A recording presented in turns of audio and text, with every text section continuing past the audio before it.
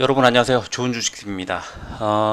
어제 5종목을 신청받아서 분석해서 올려드렸고, 오늘은 4종목을 올려드리려고 하는데, 뭐 기존에 좀 익숙했던 종목도 있고 전혀 신경을 쓰지 않았던, 전혀 관심이 없었던 그런 종목도 있어서 저는 개인적으로는 상당히 흥미로운 그런 작업을 좀 하고 있고요. 또 다양한 그 업종이다 보니까 여러 그 이렇게 산업 전반에 대한 공부도 되는 것 같고 굉장히 흥미롭고 즐거운 그런 경험을 지금 하고 있습니다. 뭐 어차피 이렇게 신청받아서 영상을 만들지 않아도 저는 지금 아마 이 시간 토요일 일요일 이런 시간이 이제 이렇게 남을 경우에는 관심 종목들을 들여다보고 그러는데요. 오늘은 이제 또 시간이 완전히 그 프리하게 시간이 남아서 좀 욕심을 부려서 이렇게 하고 있습니다. 뭐 여러분들한테 도움이 좀 되면 좋겠고 저도 공부가 되는 그 기분이라 아주 그 유쾌한 그런 시간을 보내고 있는 그런 상황입니다. 오늘은 이제 그 포메탈이라는 종목과 그다음에 에코프로비엠 또 트윈, HLB의 이렇게 4종목을 그 분석을 해드리려고 하고요. 다음 주는 제가 아마도 시간이 좀 안 될 것 같고 그 다음 주 정도에는 또 시간이 되면 종목을 조금 조절해서 한 이렇게 한 4종목 정도, 3종목, 4종목 그 정도로 해서 주말 토요일 일요일을 이용해서 이렇게 분석해 드리면 괜찮을 것 같아요. 좀 생각을 해보겠습니다. 이게 굉장히 만드는 과정은 좀 고됩니다. 너무 많은 시간을 투자해야 되기 때문에 어제도 한 5시간 정도 걸렸고 오늘도 지금 글쎄요 한 3시간 4시간 가까이 걸리는 것 같은데 고되지만 그래도 나름대로는 또 즐겁고 흥미로운 그런 시간이어서 그렇게 나쁘지만은 않은 그런 상황이고요.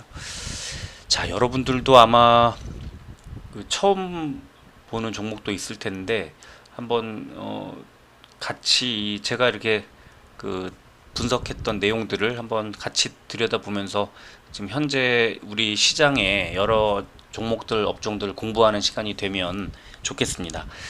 자, 오늘 가장 먼저 소개해드릴 종목은 포메탈이라는 종목입니다. 그래서 어떤 회사인지 먼저 알아보면요.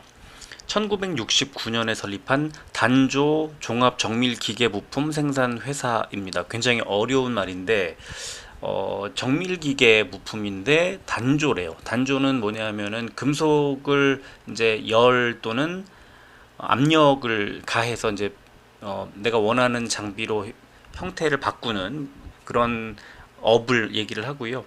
여기서 이제 처음에는 자유단조품만으로 시작했지만 이렇게 돼 있는데 자유단조는 뭐 두드린다든가 또는 어, 열 또는 압을 계속 가해서 내가 원하는 형태로 만드는 걸 말하는데 지금은 각종 특수 단조 설비를 구비하고 자유단조품 외에 형단조품 그러니까 형태를 갖추고 있는 특수한 어떤 형태를 갖추고 있는 곳에 이제 금속을 열을 가해서 녹인 금속을 넣고 이제 일정한 내가 원하는 제품으로 만들어내는 거죠. 그리고 복합 단조품 이걸 섞는 거고 중공 단조품, 링기어 등의 단조품을 생산하고 있다. 이렇게 이제 업종을 설명해 놓고 있고요. 그래서 어디로 가느냐 보니까 주요 대기업이나 중견기업의 산업 기계, 자동차, 방위 산업, 로봇 풍력 및 농기계에 소요되는 주요 단조품을 한 800여 종을 고난도, 고품질, 고기술이 요구되는 정밀 기계 부품을 150여 개 매출처에 공급하고 있습니다. 진짜 안 하는 게 없는 회사예요. 나중에 또 이제 보여드리겠습니다만. 자, 그래서 이 포메탈이라는 업체가 그 어떤 이제 그 제품들을 만들고 실적을 내고 있는지를 보니까 산업 기계 분야의 베어링, 밸브류, 보넷, 철도 부품, 고압 밸브류라는 것을 생산해서 전체 매출 비중의 한 39%, 한 40% 정도를 생산해 내는 것으로 돼 있는데, 작년 말 기준으로 했을 때는 41.8%를 차지하고 있었는데 비중이 조금 줄었습니다. 대신에 뭐가 늘었느냐? 자동차 분야에 보면 스핀들, 너클, 요크, ARM, 커넥팅 로드, 캠샤프트 같은 자동차 부품을 만드는데 27% 정도, 26.9% 정도. 작년에 26%였으니까 좀 늘었죠, 비중이. 그다음에 로봇 풍력 분야, 샤프트, 홀드 플랜지, 감속 기어, 로봇 부품, 뭐 정확히 뭐 뭔지 몰라요, 저도. 그런데 이런 것들, 로봇과 풍력 분야의 제품을 만드는데 전체 비중이 17.6%로 좀 늘었습니다. 1.4% 포인트가 늘었죠. 가장 많이 늘었고 확대되고 있는 분야로 보입니다, 이 업체 내에서. 그리고 방위 산업 분야의 각종 ARM류, 휠, 방활구라는 것을 만드는데 역시 10.2%에서 10.8%로 0.6% 포인트가 늘었고요. 농기계 분야는 조금 비중이 전체적으로 줄었습니다. 그래서 지금 보면은 자동차, 그다음에 로봇 풍력, 방위 산업 쪽으로 매출 비중이 치중 이렇게 되고 있다, 바뀌고 있는 그런 상황이고요. 그래서 전체적으로 손익계산서를 봤더니 1분기 수익이, 매출액이 165억 5천여만 원으로 작년에 141억 원보다 한 20%는 조금 안 되겠군요. 한 15% 정도가 매출액이 늘었고요. 영업이익도 봐야죠. 영업이익도 보면은 이렇게 11억 4천여만 원으로 3억 8천만 원이었던 작년 대비해서, 작년 1분기 대비해서 한 3배 정도 늘었습니다. 많이 좋아졌다는 것을 이제 확인할 수가 있고요. 자, 그래서 이제 현금 흐름을 봤더니 와, 영업 활동으로 인한 현금 흐름이 4억 7천만 원에서 19억 3천만 원으로 4배 이상 늘었다라는 것을 알 수가 있고요. 굉장히 현금 흐름이 굉장히 개선된 상황을 알 수가 있습니다. 그리고 지금 특별한 것은 크게 특이한 것은 없는데, 현금성 자산이 약간 줄었고, 그리고 장기 금융 상품이 조금 취득이 늘었고, 뭐 등등인데 크게 뭐 의미 있는 것 같진 않아요. 어쨌든 영업 활동으로 인한 현금 수급이 굉장히 좋아졌구나 하는 것을 알 수가 있습니다. 그리고 재무 상태표를 보니까 지금 보면은 재고자산, 제가 V표를 해놨는데 재고자산이 84억 원으로 60억 원에서 좀 늘었죠. 한 40% 정도가 늘었습니다. 그래서 재고가 좀 많이 늘었구나 하는 것을 알 수가 있고, 나머지는 비슷해서 큰 의미가 없어 보이고, 일단 재고가 많이 늘었습니다. 그래서 재고가 뭐가 늘었다는 건지 한번 재고 상황을 봤더니 이 원재료 제품이 있고, 그다음에 재공품, 재가공품이죠. 이제 그 제품, 그 원재료에서 이제 수입을 해서 거기다 다시 가공하는 그런 것들이 있는데, 원재료가 얼마죠? 100만, 1000만, 38억 원, 17억 원에서 38억 원으로 재고에서 크게 늘었습니다. 그러니까 1분기 때 그 영업 활동으로 굉장히 좋았는데 재고가 늘었어. 그래서 재고로 인한 우려가 컸는데, 뭐지? 만들어 놓고 못 판 거야? 하고 보니까 그게 아니라 아예 원재료 자체가 쌓여 있는 거죠. 조금 성격으로 보면은 좀 안 좋지 않나 하고 생각이 들어서 좀 우려되는 지점이다라고 저는 생각을 하고요. 그래서 이제 자산 보고 이 재고를 봤는데, 부채 상황을 보니까 일단 유동 부채가 158억 원으로 130억 원에서 28억 원 정도가 늘었더라. 1년 이내에 갚아야 하는 부채가 좀 늘었습니다. 그래서 그게 어떤 게 늘었나 하고 봤더니, 단기 매입 채무, 그리고 단기 미지급금, 매입을 하면서 돈을 지급하지 않고 나중에 줄게 하고 이제 빚으로 남아 있는 그런 것이 22억 원 정도가 늘었고, 단기 미지급금도 조금 늘었습니다. 그러니까 뭐 1년 이내에 이제 줄게 하고 사온 그런 게 부채가 좀 남아 있고 그런 것들 중에 원재료가 재고로 많이 남아 있는 그런 상황인 것으로 이제 보입니다. 자, 그래서 그 포메탈의 이제 IBK에서 나온 리포트를 하나 보면요. 글로벌 로봇용 RV 감속기 전문 업체에 부품 공급하는 제목이 달려 있고, 금형 단조품 및 자유 단조품 생산 및 판매 주력해서 지금 그 밑에 아까 보신 것처럼 1분기 중에 산업기계, 자동차, 로봇 풍력, 방위산업, 농기계, 또 일본 쪽, 파키스탄 쪽, 인도네시아 쪽으로 수출을 또 하고 있는 그런 내용이 소개가 돼 있고, 작년에 매출 최대 매출을 기록했다는 것을 알 수가 있습니다. 그런데 그 중에서도 1분기에는 방위산업하고 로봇 풍력 분야가 매출 성장이 두드러졌더라고 이제 소개가 되어 있습니다. 그래서 지금 방위산업, 로봇 풍력, 아까 산업기계에서 다양하게 방위산업, 로봇 풍력, 그 다음에 자동차 이렇게 세 분야가 실적이 좀 좋아지고 있다고 말씀을 드렸는데, 그 중에 특히 방위산업과 로봇 풍력 분야 쪽으로 매출 성장이 두드러지고 있다. 요 최근에 지금 보시면은 뭐 방위산업은 둘째치고 로봇 쪽이, 이 로봇 업체들이 지금 주목을 받고 있는데, 여기에 부품을 이제 공급을 하면서 실적이 늘어난다면 되게 좋은 겁니다. 근데 그 중에 로봇용 RV 감속기라고 하는 것을 만드는 거기에 들어가는 금형 부품의 금형 제조 등 중간 공정을 담당하고 있다라고 소개가 되어 있습니다. 그래서 이제 분야별로 주요 제품들을 로봇 풍력 분야에 이런 거, 방위산업 분야에 이런 거, 그 다음에 산업기계, 또 자동차 부품, 농업기계 등등의 이런 제품들이 이제 들어가고 있다 하고 소개가 돼 있고, 주요 고객사들 보니까 뭐 이렇게 뭐 두산도 보이고, 대동도 보이고, 쌍용 자동차도 보이고, 만도도 보이고, 뭐 등등, LS 엠트론도 보이고, 이렇게 이런 고객사들을 보유하고 있다는 것을 알 수가 있고요. 그 다음에 손익계산을 보면은 매출액이 아까 소개된 것처럼 2021년도에 621억 원으로 1년 전보다 한 100억 원이 늘었어요. 18.9%가 늘었습니다. 영업이익은 크게 변동이 없습니다. 그래서 영업이익을 높이는 것이 좀 과제가 아닐까. 매출은 계속 늘고 있지만 영업이익이 제자리라는 것이 이제 조금 아쉽다는 거, 그것을 이 손익계산서 통해서 확인할 수 있고요. 최근 기사를 검색해 보니까 포메탈 우크라이나 지뢰 제거 최소 10년 로봇 개 투입에 강세 이렇게 돼 있어요. 이런 제목이 기사가 나와 있습니다. 러시아가 우크라이나를 침공하면서 설치한 엄청난 양의 지뢰를 제거하는데 최소 10년 이상 걸릴 것으로 보이는 가운데 로봇이 투입되면서 포메탈 주가가 강세다. 이게 뭐냐면 포메탈이 로봇 만드는 회사도 아니고요. 여기에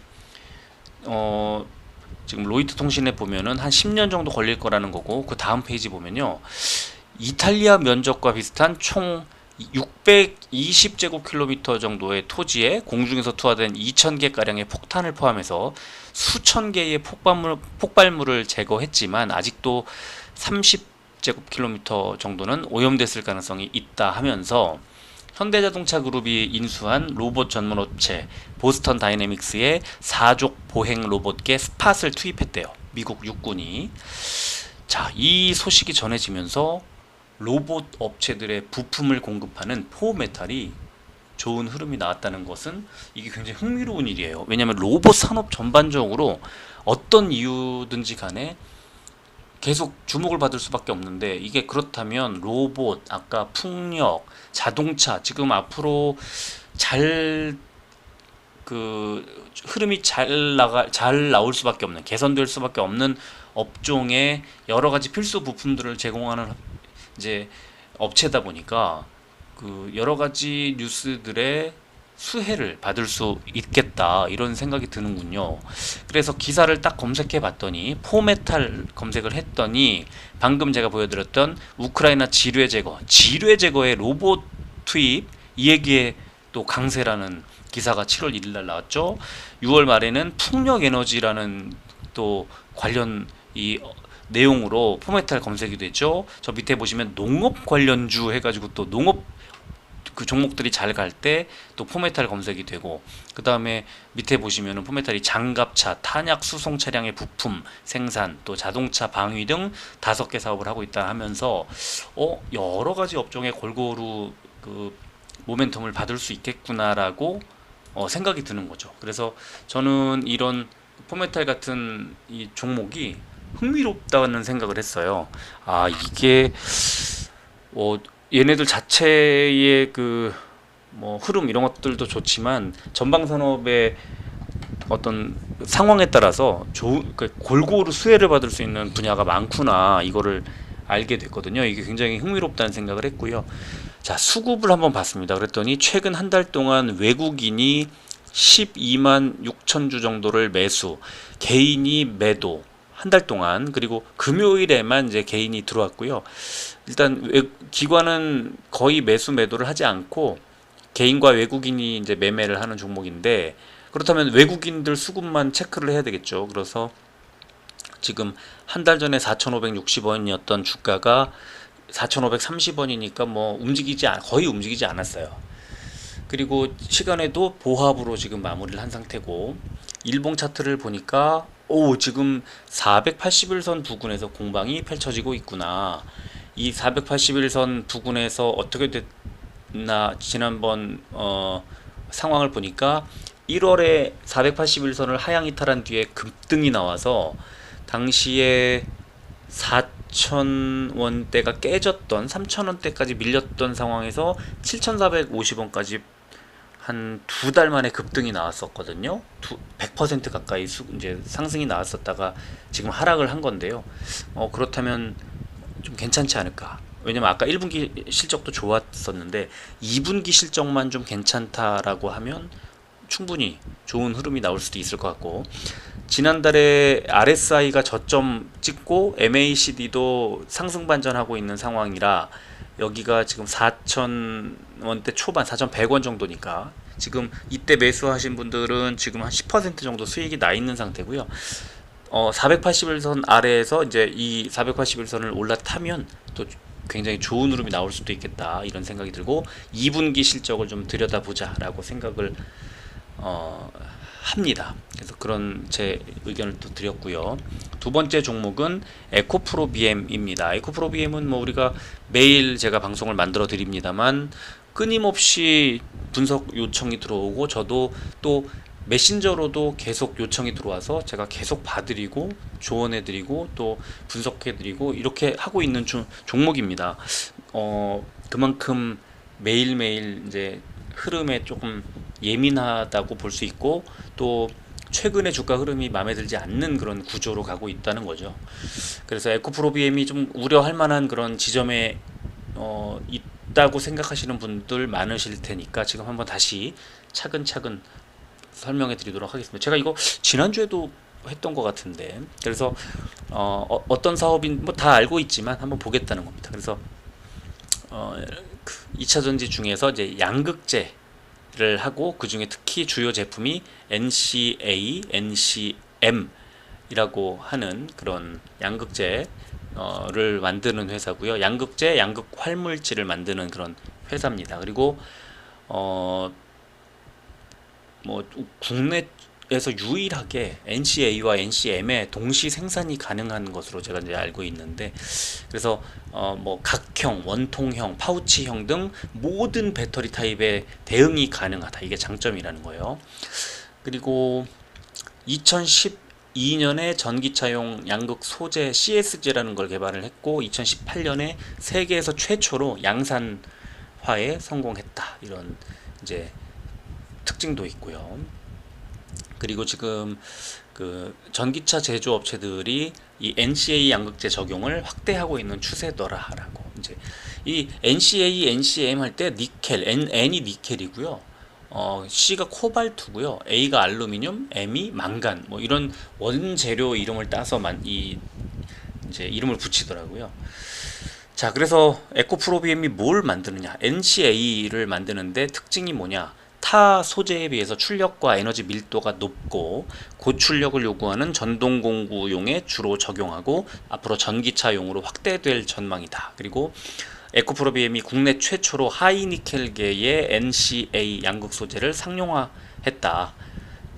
이제 그런 내용이 나와 있고, NCM은 층상계 구조의 전이금속층에 니켈, 코발트, 망간이 일정한 비율로 존재하고 있고 현재 전기차 또 ESS 등의 중대형 전지를 중심으로 가장 많이 이용되고 있다. 그래서 2016년에 상용화를 했다. 세계 최초로. 그런 내용도 나와 있습니다.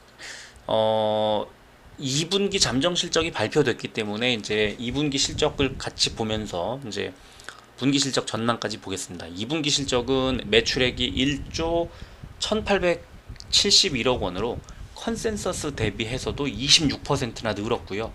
전년 동기 대비해서는 282%나 늘었습니다. 영업이익도 1029억 원으로 전년 동기 대비해서 254%가 늘었고, 컨센서스 대비해서는 무려 51%나 늘어서 어닝 서프라이즈라는 표현으로는 설명이 안 될 엄청난 실적을 쏟아냈습니다. 그렇다 보니까 지금 주가는 이게 고점 아니야 라고 보는 거예요. 증권사들은 이 2분기 실적을 못 맞춰 놓고도 3분기 때는 또 지금 매출액과 영업이익이 그 2분기보다 못할 것으로 이렇게 예상을 하고 있습니다. 매출액은 1조 200억 원대, 영업이익은 781억 원으로 많이 그러니까 2분기에 비해서 많이 줄 거로 예상을 하고 있습니다. 그러다 보니까 2분기 실적이 정점, 피크 아니야라고 생각하고 이제 주가가 빠지고 있는 것으로 보이고요. 3분기, 4분기 실적이 역시 전년 동기 대비해서 영업이익의 91%와 192%가 늘어날 걸로 예상이 되는 만큼 나쁜 실적이 절대 아니지만 일단 2분기 실적보다는 좀 낮은 것으로 이렇게 나오고 있습니다. 그래서 이 연간 실적치 추정치지만 한번 보면 올해 매출액이요, 작년에 1조 4,800억 원대에서 올해는 3조 6천억 원대, 작년에 대비해서 144%가 늘었으니까 2배 넘게 늘어나는 거예요. 진짜 엄청난 겁니다. 매출액이 이렇게 성장을 하다니. 2년 전에 8천억 원대였는데 이 올해 3조 6천억, 내년은요 5조 2천억, 내후년은 7조 3천억. 2025년이 되면은 거의 10조 원을 넘기지 않을까 하고 예상이 됩니다. 영업이익도 작년에 1150억 원에서 작년에 110%가 늘었었는데 올해는 그것보다도 역시 2배 넘게 이제 많아져서 2648억 원, 내년에 4100억 원, 내후년에 5800억 원. 진짜 엄청난 실적이 계속 줄줄이 이어질 걸로 예상이 됩니다. 자, 중요한 건 뭐냐? 3분기 실적이 이번 이제 아까 말씀드린 것처럼 2분기 대비해서는 많이 줄 걸로 예상이 되지만, 그러면 지금 계속 지속적으로 증권사들이 줄여 잡고 있느냐, 이걸 봐야죠. 지금 매출액이 1조 233억 원이라고 아까 말씀드렸는데 한 달 전에는요 9,600억 원으로 예상했어요. 영업이익도 한 달 전에 734억 원에서 781억 원으로 한 47억 원 정도가 늘었죠. 석 달 전에는요 매출액이 7,500억 원이었어요. 컨센서스가. 영업이익은 628억 원이었습니다. 그러니까 무슨 말이냐면 3분기 실적 전망치가 계속 늘고 있다는 거예요. 그러면 3분기 실적은 지금 이제 7월인데 8월, 9월 하고도 지금 절반, 2달 반이 남아 있잖아요. 앞으로 이 실적 전망치가 계속 늘어날 가능성이 높다. 실적 전망치가 늘어난다는 건 뭐죠? 주가가 상승할 가능성이 높다. 이렇게 볼 수 있겠습니다. 그래서 저점 부근까지 왔다 싶으면 매수하는 전략은 뭐 여전히 좋다고 보고요. 그런데 재무제표를 좀 보면요 조금 우려되는 부분들이 있습니다. 그 현금 흐름표를 보면 영업으로부터 창출된 현금 흐름이 작년에 마이너스 84억 원이었는데 올해 마이너스 1614억 원으로 지금 굉장히 크게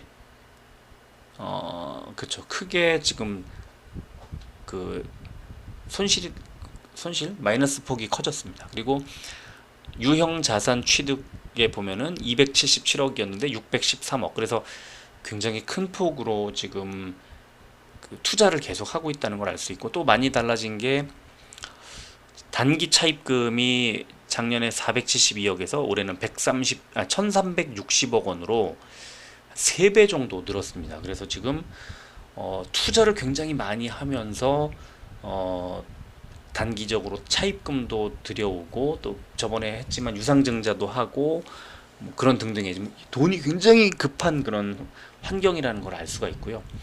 자, 재무 상태표를 보니까 현금성 자산이 237억 원이 작년 말에 있었는데 1분기에 24억 원으로 쪼그라듭니다. 그리고 재고가 3,170억 원에서 4,449억 원으로 재고 자체가 많이 늘어나요. 재고가 이렇게 늘어난다는 것은 좀 이제 불안 요소인 건데, 그리고 또 하나 유동부채가 5,234억 원에서 6,800억 원으로 1년 안에 갚아야 하는 부채가 1,600억 원이 늘어나고요. 단기 차입금이 2,050억 원에서 3,000억 원대로 한 1,000억 원 넘게 늘어납니다. 그래서 여러 가지 지금 재무 상태, 재무 구조가 나빠지고 있는 것으로 보입니다. 이거를 좀 확인할 필요가 있고요. 그래서 유형 자산이 뭐가 어떻게 됐어 하고 보니까 지금 이제 뭐 토지 밑에 보시면, 그러니까 위에가 지금 이번 분기, 그다음에 아래가 지난 4분기인 거죠. 그래서 토지와 또 건물도 한 2배, 그렇죠? 그리고 기계 장치도 한 2배 늘어났어요. 계속 유형 자산이 늘고 있습니다. 그러니까 계속해서 짓고 투자하고 계속 늘려가고 있는 그런 상황.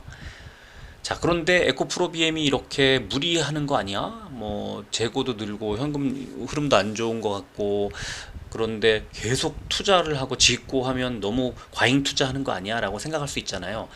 그래서 최근에 지금 7월 14일 날 증권사 가장 최근에 나왔던 리포트, 하나 증권에서 나온 리포트를 소개를 좀 해드리겠습니다. 그래서 에코프로비엠 2분기 잠정 실적 서프라이즈 투자 의견 바이 목표 주가 15만 3천 원, 지금보다 약 4만 원 이상 올라간 그런 자리고, 제가 개인적으로 목표 주가로 생각하고 있는 15만 원 정도 하고도 얼추 맞습니다. 그래서 지금 에코프로비엠의 2분기 잠정 실적 코멘트 보면은 매출 성장 폭이 가팔랐던 이유는, 첫 번째는 화재로 중단됐던 공장이 4월부터 재가동됐다. 두 번째는 1분기에는 신규 캠6 공장의 2개 라인 중에 하나만 가동이 됐지만 2분기부터 이제 모두 가동이 됐다는 거. 그 다음에 1분기 메탈 가격 상승에 대한 2분기의 판가 전가가 반영이 됐다는 거. 그 다음에 마진율이 상승한 이유는 역시 공장 가동이 중단되면서 고정비와 기타 비용이 늘었던 1분기와 달리 전체 공장 가동률이 풀 가동 체제를 회복했다는 거. 그 다음에 한 개 라인만 가동됐던 1분기에는 이미 손익분기점을 초과한 상태에서 2분기에 나머지 라인을 가동하면서 마진율이 크게 늘었다는 거. 1분기에 비해서 공장 라인 하나 더 돌린 게 이렇게 컸다는 게 일단 소개가 됐고, 그 다음에 하반기와 이제 중장기적으로 실적 전망이 나오는데요. 하반기 전망을 보면 4분기에는 당초에 내년에 가동하려고 했던 캠5N이라는 공장의 조기 가동이 가능할 것으로 예상이 되고, 캠7 공장은 2023년 내년에 이제 가동이 된다. 순차적으로 투자하고 있는 공장들이 계속 가동률을 높이고 있습니다. 그래서 이런 그 내용이 이제 올해 하반기에 소개가 되고, 그 다음에 중장기 실적을 보면은 중장기 캐파가 올해 98,000톤, 내후년에 28만 톤, 2026년에 55만 톤으로 앞으로 4년 동안 5.5배, 연평균 54%씩 늘어날 것으로 예상이 되는데요. 이거는 지금 투자가 엄청나게 많이 이루어지고 있다는 걸 제가 계속 여러 차례 말씀을 드렸잖아요.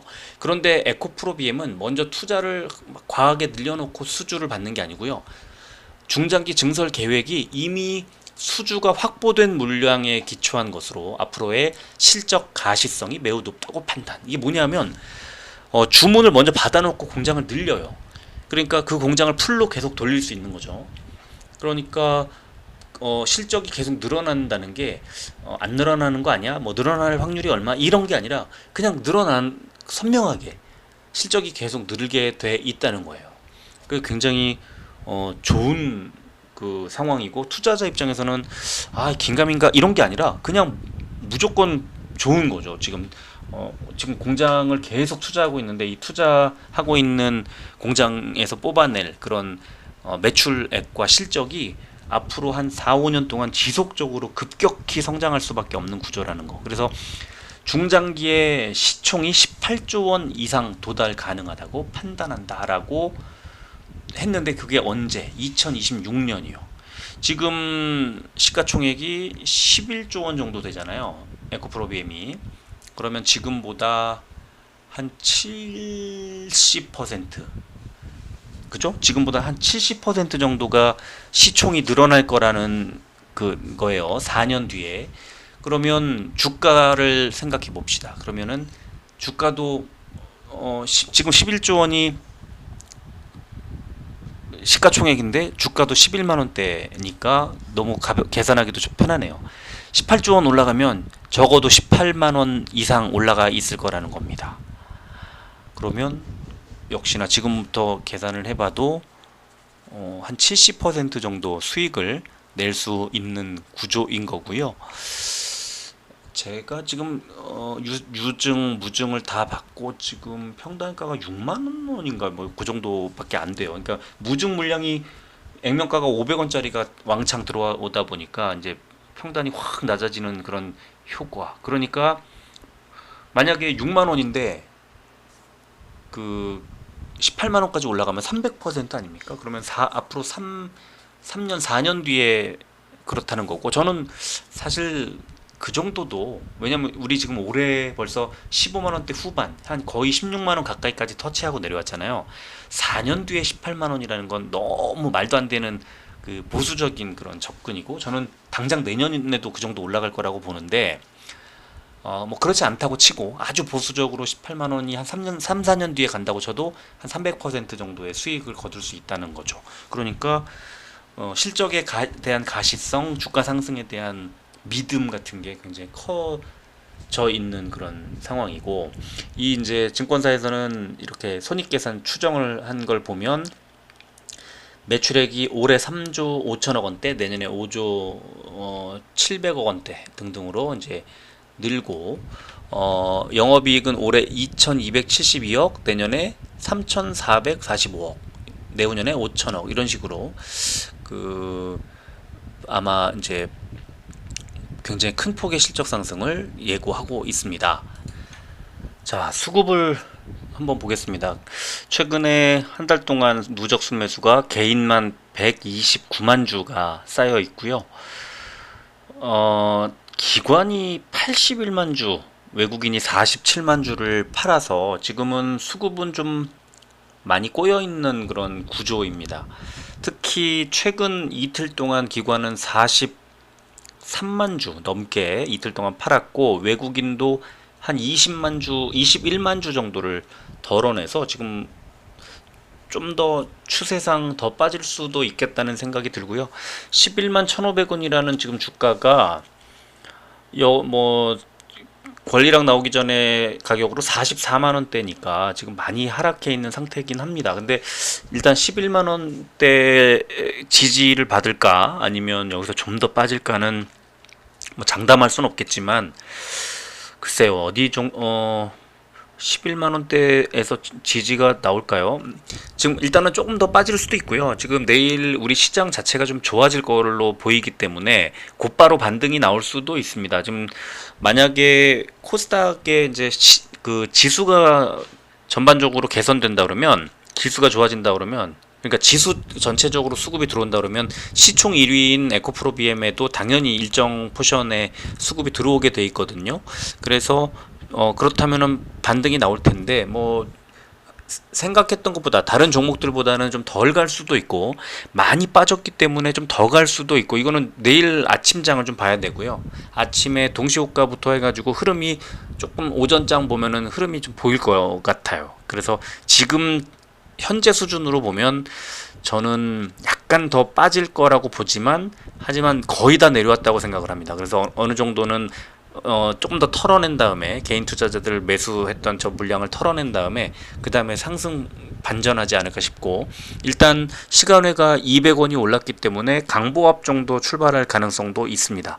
오전장에 조금 눌린다 하면 그때는 또 매수 기회가 되겠지만, 개인들이 다시 매수가 막 몰리면 주가는 떨어지게 마련이고요. 그런 것들이 좀 힘들게 하는 지점이기는 합니다. 그러나 11만원 정도 가격이라는 것은 한 달 전 주가 51만원대나 이런 가격대에 비하면 현저히 많이 빠져 있는 거고요. 엄청난 진짜 폭발적인 실적을 발표해 놓고 이런 상황이라면, 이거는 일정 시간만 지나가면 다시 회복을 할 수밖에 없는 그런, 실적 보고 가야죠. 그렇게 생각을 하고 있습니다.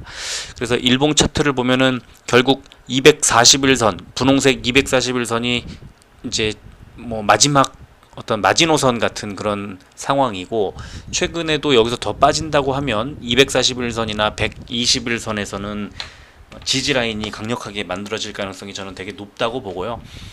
뭐 말씀 나온 김에 조금 정확하게 이걸 알려드리면, 가격을 알려드리면, 지금 241선이 10만 6,800원, 10만 7천원쯤 되고요.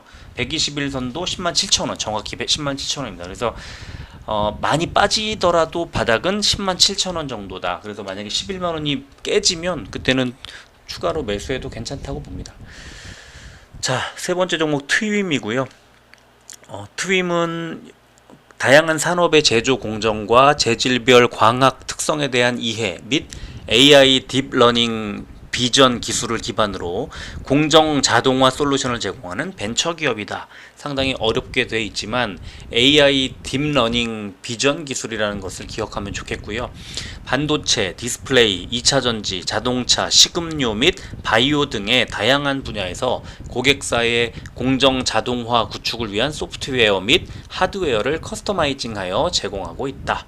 그래서 여기 보면은 모아이라고 하는 AI 딥러닝 검사 소프트웨어라는 것을 개발을 했고, 이 모아이를 탑재한 검사기 T메가라고 하는 AI 검사기와 그다음에 룰 베이스 비전 검사 시스템, 그리고 스마트 팩토리 솔루션, 이런 것들을 제공한다, 이렇게 되어 있습니다. 저도 뭐 가본 것도 아니고 머릿속으로 이제 상상만 하고 있는데, 이렇게 어떤 그림이 다 그려지거나 그러는 건 아닌데요. 이제 여러 가지 산업에서 다양하게 쓰이더라고요. 지금 이제 보여드리겠습니다만.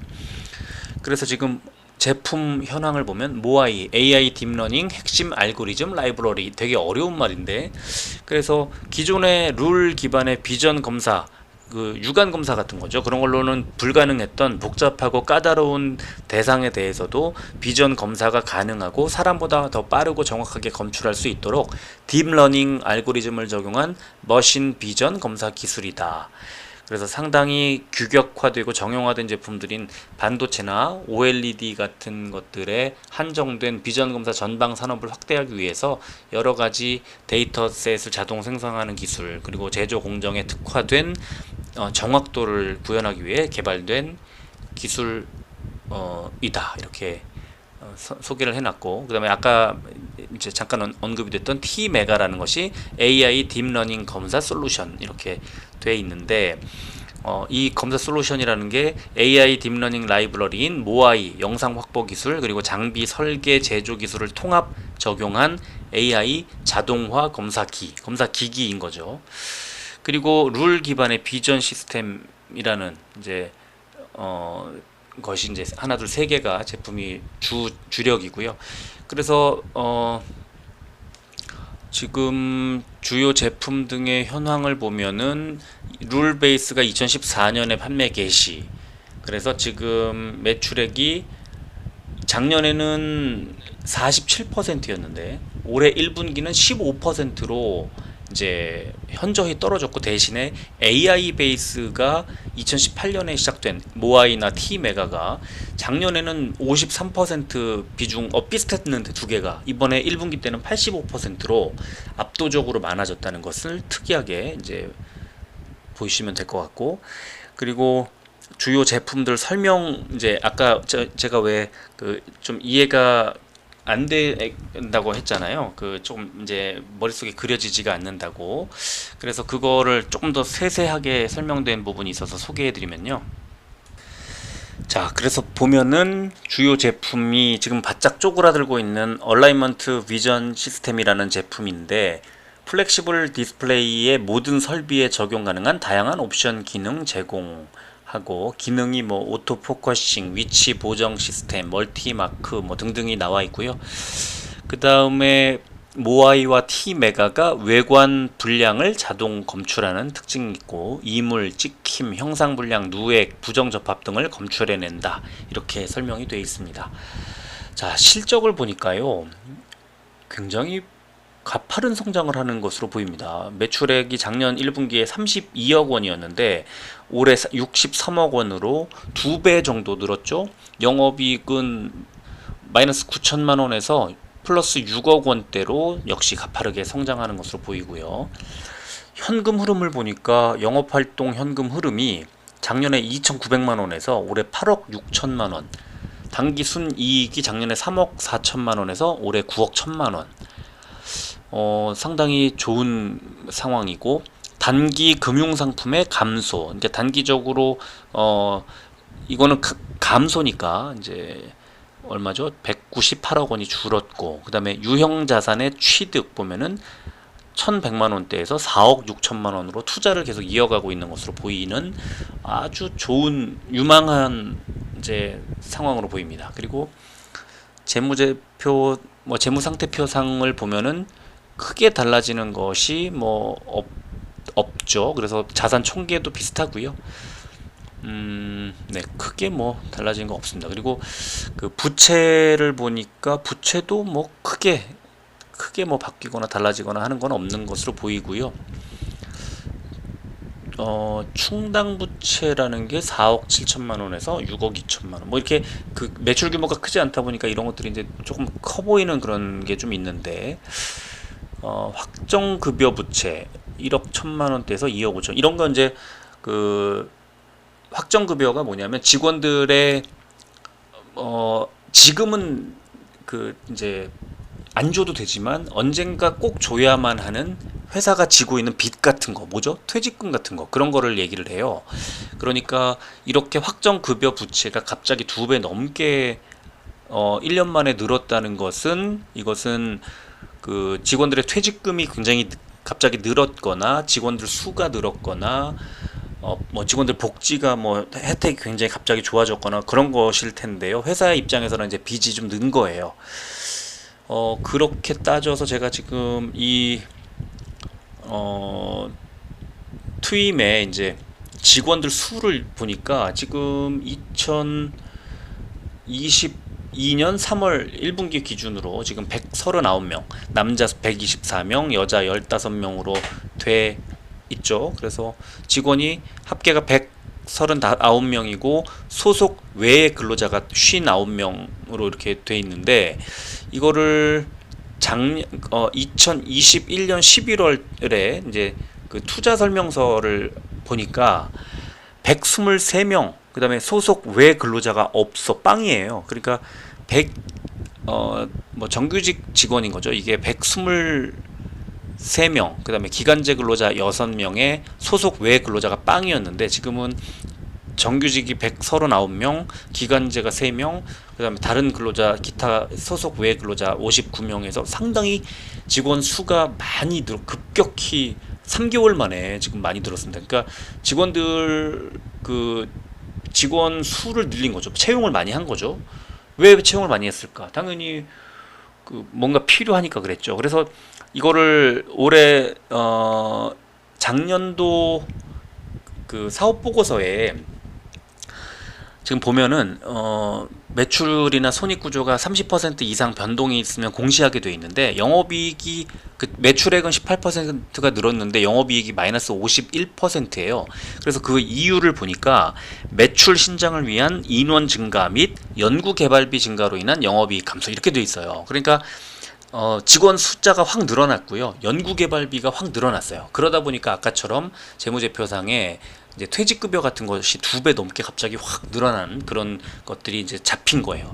그러니까 그 확정급여 같은 그런 거를 통해서 트임이 지금 인력 구조를 많이 바꾸고 있고 직원들을 많이 채용하고 있구나. 또 이제 그런 것들을 알 수 있는 거죠.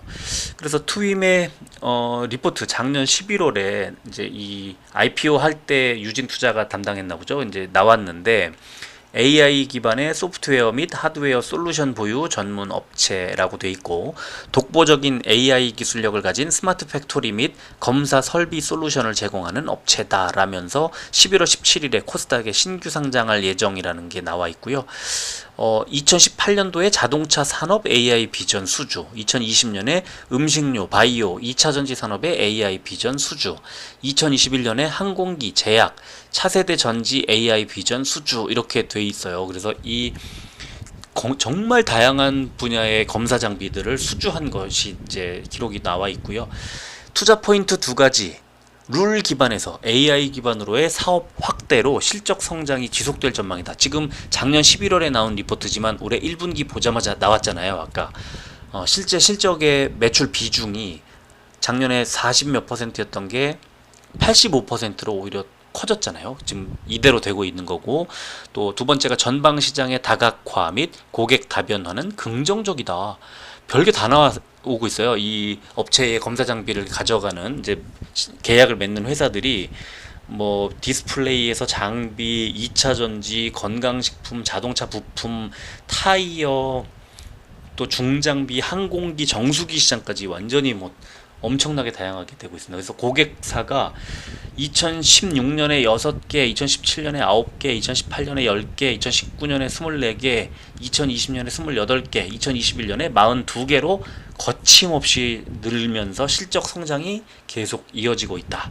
너무 좋은 종목으로 보입니다. 이렇게 저는 그렇게 생각을 하고, 자, 이 기사를 보니까 트임 검색하면요, 건강식품 분야 AI 검사 프로젝트 수주하고 7월 달에 며칠 전에 지난주에 나왔고, 또 2차 전지 검사 프로젝트 수주하고 6월 달에 나왔고, 자동차 시장 어쩌고 하는 게 6월 15일 날 나왔고, 또 중장기 부품 제조사 6월 23일 날 나왔습니다.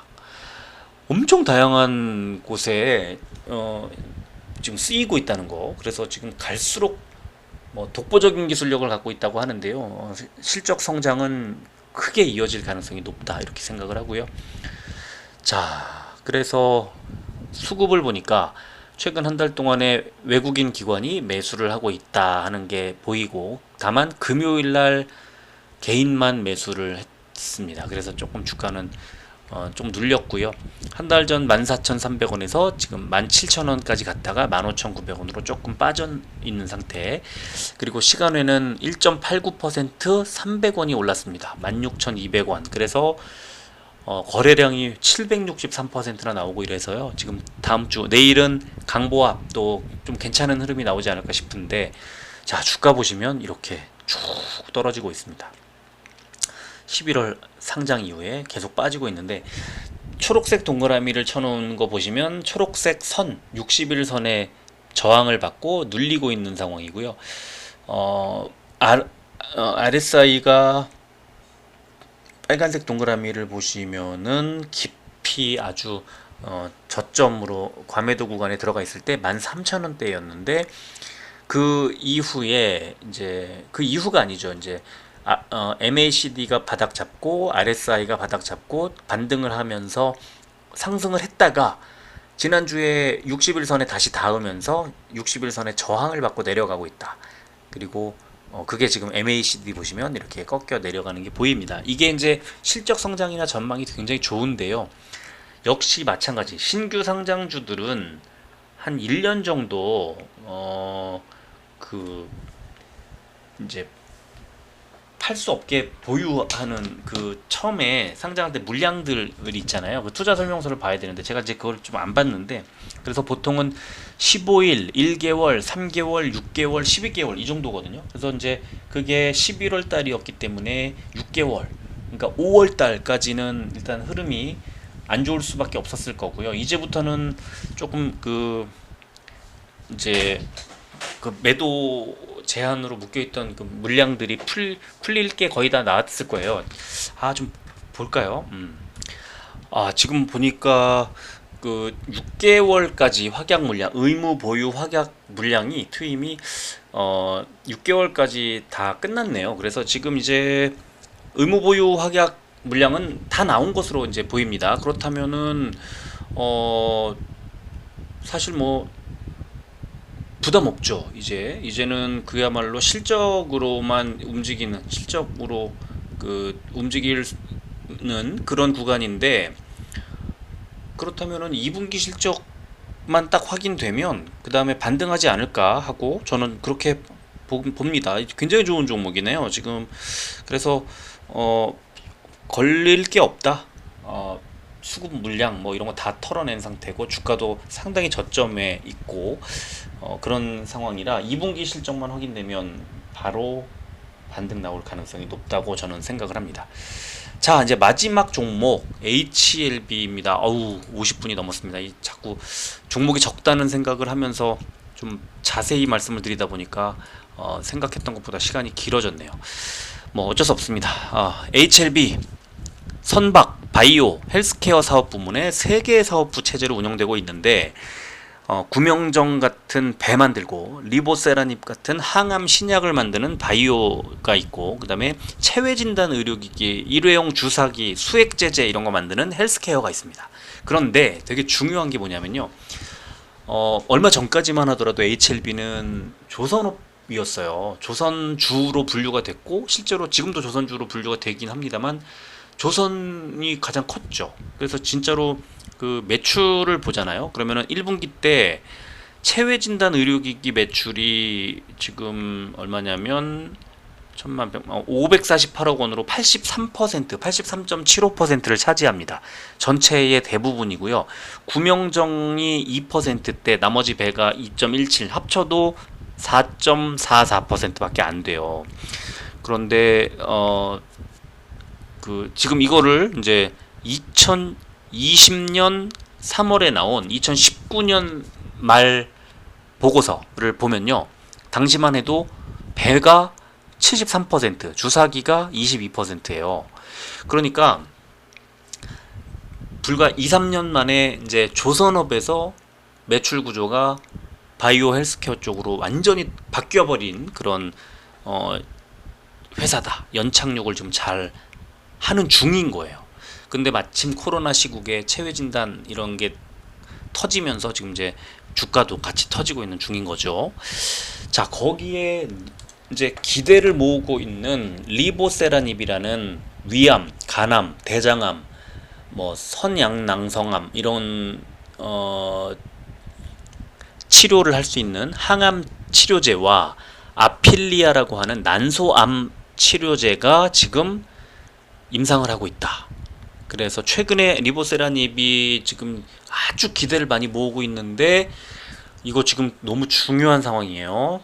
좀 이따 말씀드리겠지만, 그래서 그 먹는 항암 치료제, 경구용 치료제 굉장히 중요하고 많이 알려져 있는 기대작입니다. 그래서 HLB는 지금 리보세라닙이 없어도 체외진단 가지고 좀 실적을 수백억 원대 실적을 내면서 완전히 흐름을 바꿔놨어요.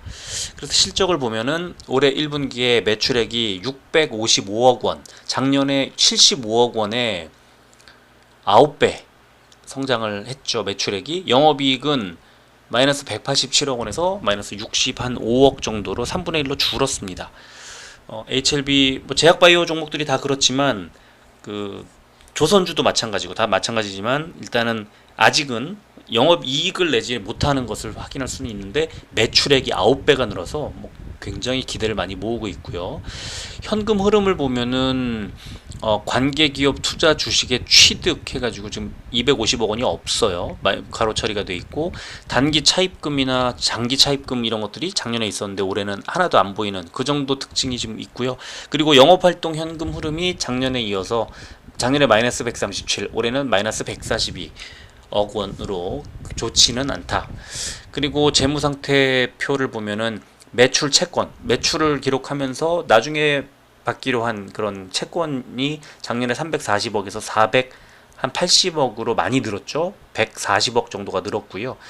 재고가 138억 원에서 160억 정도로 재고도 좀 많이 늘었고, 역시 관계기업 투자 주식이라는 것이 작년 말 기준보다 1336억보다 1871억이니까 상당히 늘어 있는데, 이 관계기업 투자 주식이라는 것도 좀 봐야 될 것 같고, 그래서 부채를 보면은 유동부채 1년 안에 갚아야 하는 부채가 1218억에서 크게 늘었죠. 한 1462억이니까 250억 정도가 늘었고요. 매입 채무도, 그러니까 물건을 뭔가를 재료든 뭘 사면서 나중에 주기로 한 그 채무가 2배 이상 늘었다는 것도 확인할 수가 있습니다. 자, 그래서 이제 타법인 그 출자 현황을 이렇게 한번 보면, 그 FA라는 거, 저 밑에 보시면 FA라는 게 이제 이번 1분기 때 들어서 1021억 원이 있었던 게 없어졌어요. 1021억 원이 줄었고요. 노터스하고 그 위에 보시면은 이제 현대 라이프보츠 상하이라고 하는 것이 각각 이제 562억 원과 13억 원이 늘어서 전체적으로는 마이너스 444억 원 정도가 줄었더라 하는 것이 나와 있고요. 그럼 마이너스, 이게 FA는 뭐야 하고 보니까 합병을 했네요. 그래서 장부상으로 이제 이 줄어 있는 걸로 됐고, 최근에 각광을 받았던 노터스가 이제 이 HLB의 투자를 받았죠. 562억 원을 상장을 했는데, 경영 참여. 그런데 이제 이런 식으로 이제 관계회사 주식이 왔다 갔다 하는 게 약간 이제 그렇게 많이 나와 있었던 겁니다. 그래서 일단은 노터스 최근에 주가가 막 엄청 올라가고 그랬던 종목을 HLB가 수혜를 받을 수 있겠구나 하는 거와, 그다음에 그 투자 엄청 1,000억 원 넘게 투자했던 종목에 그게 투자금이 확 사라진 것이 뭐야 하고 보니까 합병을 해서 그렇구나 하고 이제 알 수가 있는 거고요. 자, 그리고 HLB 지금 IR 자료를, 이게 지난달에 한 3주 6월 23일인가에 나왔던 그 IR 자료를 보면요, 이제 3페이지를 보면은 중간에 이제 HLB의 바이오 비즈니스 해가지고 저 위쪽에 HLB 제약, 그다음에 화진 메디칼, HLB 헬스케어 사업부, 그다음에 에임 이런 식으로 돼 있고, 뭐 의약품, 의료용 주사기, 체외 진단 의료기 등등이 하고 있다고 나와 있고요. 여기에 뭐 연구, 비임상, 임상 개발, 제조, 유통 과정이 쭉 이 회사들이 하고 있다는 것을 이렇게 공개를 해놓고 있습니다. 그리고 4페이지를 보면은 올해 2022년 핫 이슈 업데이트, 리보세라닙의 간암 1차 치료제, 또 리보세라닙의 선양낭성암의 표준 치료제, 그 다음에 리보세라닙의 위암 3, 4차 치료제, 그 다음에 교모세포종, 이런 것들이 줄줄이 이제 나올 예정이라는 걸 소개를 하고 있고요. 그리고 7페이지 보면은 작년 성과와 앞으로 향후 계획을 보면, 펀더멘탈 강화, 중국에서 로열티를 이제 94억 원을 받게 되고 경영 실적을 이제 개선하게 되고 뭐 이런 얘기가 나와 있고요. 제약 바이오 중심의 기업 구조 변경, 이게 제조업 중심에서 제약 바이오 중심으로 사업 구조를 개선한다. 조선주가 이렇게 제약 바이오주로 바뀌고 있다는 것을 앞으로도 바꾸어 갈 거라는 것을 이제 설명한 거고요. 신약 개발의 확실한 성과 해가지고 밑에 3개, 아까 좀 전에 보여드렸던 그 3가지가 나와 있고요. 그 다음에 아필리아라는 것이 유럽 판매를 개시하고 지속적인 신약 개발 파이프라인을 늘려가겠다 하는 것들이 IR 자료에 기업 설명회 당시에 이제 소개가 된 게 이렇게 나와 있습니다. 자, 그래서 이제 HLB 기사를 봤더니 14일 지난주 목요일 날 HLB가 자사의 표적 항암제인 리보세라닙에 대한 비소세포 폐암, 그러니까 폐암에는 소세포 폐암이 있고 비소세포 폐암이 있는데요. 그 중에 이제 비소세포 폐암이라는 것에 적응증을 임상을 보여줬더니 안정성과 치료에 대한 이점을 확인했다라고 나왔고, 그 다음에 이 결과를 앞으로 8월 6일부터 4일 동안 오스트리아 빈에서 개최될 세계 폐암 학회에서 발표할 예정이래요. 그러면 HLB 모멘텀이 바로 눈앞에 펼쳐져 있는 거죠. 최근에 그런 것들이 반영돼서 주가가 잘 가는 게 아닌가 싶고요. 수급을 보면 외국인 기관이 거침없이 사고 있고, 특히 기관이 100만 주 넘게 한 달 동안 담고 있고, 한 달 전에 33,000원, 6월 23일 날 31,000원이었던 주가가 지금 42,000원대까지 올라왔고요. 뭐 안 사고 있는 업종이 세력들이 없습니다. 연기금, 사모펀드, 뭐 투신 등등이 다 사고 있고요. 자, 시간에도 200원이 올랐습니다. 43,000원에 이제 마무리해서 강보합 정도 되지 않을까 싶고, 자, 주가는 이렇게 지난 1년 동안 드라마틱하게 작년 8월에 급등했다가 쭉 빠져서 올해 6월까지 빠졌던 게 단기적으로 다시 급등이 나왔다가 하락, 그러던 게 6월 말에 바닥 잡고 이제 다시 급등이 나왔죠. 자, 8월 6일까지는 이런 그 상승세가 좀 이어지지 않을까 싶고요. 지금 RSI가 딱 70포인트에서 저항받고 내려왔는데, MACD는 아직은 좀 괜찮은 흐름이고, 그래서 지금 HLB는 뭐 몇 가지 기억을 해야 됩니다. 하나는 불과 2, 3년 전, 작년도 마찬가지, 재작년도 마찬가지 다 조선주로 분류가 됐던 종목이 빠른 속도로 제약바이오로 바뀌고 있다. 첫 번째. 두 번째는 리보세라닙이라는 것이 이제 눈앞에 그 가시적인 성과를 내놓게 됐고, 그 첫 번째로 8월 6일 날 기가 막힌 세계 폐암 학회가 지금 일주일, 2주일, 3주일 남았습니다. 그리고 또 하나, 지금 코로나19의 확산세가 체외 진단이나 또 다른 그 바이오 분야의 매출 실적에 지대한 공헌을 하고 있다 정도입니다. 그래서 HLB는 지금 주가가 단기적으로 좀 많이 올랐다 빠지는 상황인데, 만약에 눌리면 매수할 만하다. 그러니까 예전처럼 조선주, 근데 이제 지금은 조선도 뭐 구명정이나 이렇게 그런 것들을 큰 배를 만드는 회사는 아니니까요. 그래서 조선도 지금은 괜찮을 상황이어서, 나쁜 상황이 아니어서 모든 지금 추진하고 있는 것들이 다 성과가 나올 만한 구간이고요.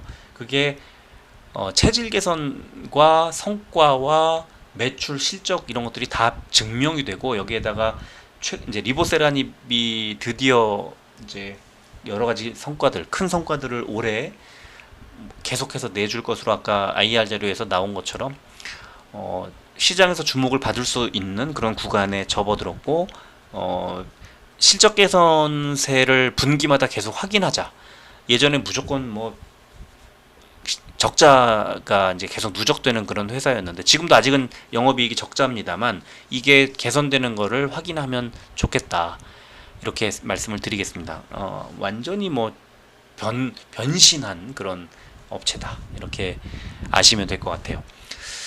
어우, 1시간이 넘었습니다. 저 오늘 이제 네 종목을 가지고 아무래도 좀 더 자세하게 조금이라도 더 말씀을 드리려고 하다 보니까 더 길어졌네요. 어제보다 더 길어졌고, 야, 이거는 다음번에 만약에 이제 추천을 받아서, 신청을 받아서 이렇게 분석을 하게 되면 조금 그 양을 줄이는 게 좋겠습니다. 제가 생각할 때 양을 줄여서 뭐 깊이 있게 하는 것도 좋지만 조금 지루하잖아요. 그런 생각이 들고, 뭐 어쨌든 내가 관심 있는 종목만 찾아서 들으실 테니까 그렇게 본다고 하면은 좀 자세히 하는 게 도움이 될 것 같긴 한데, 또 지나치게 그렇게 하지 말자는 생각이 드네요. 그래서 오늘도 좀 좋은 종목들이 눈에 보였고, 또 여러 가지 다양한 말씀들을 해드릴 수 있어서 좀 보람된 게 아닌가 싶고요. 저도 이제 이 영상 한 6시쯤 되면 올라갈 것 같네요. 그래서 그렇게 해놓고 저녁 먹고 이제 좀 쉬겠습니다.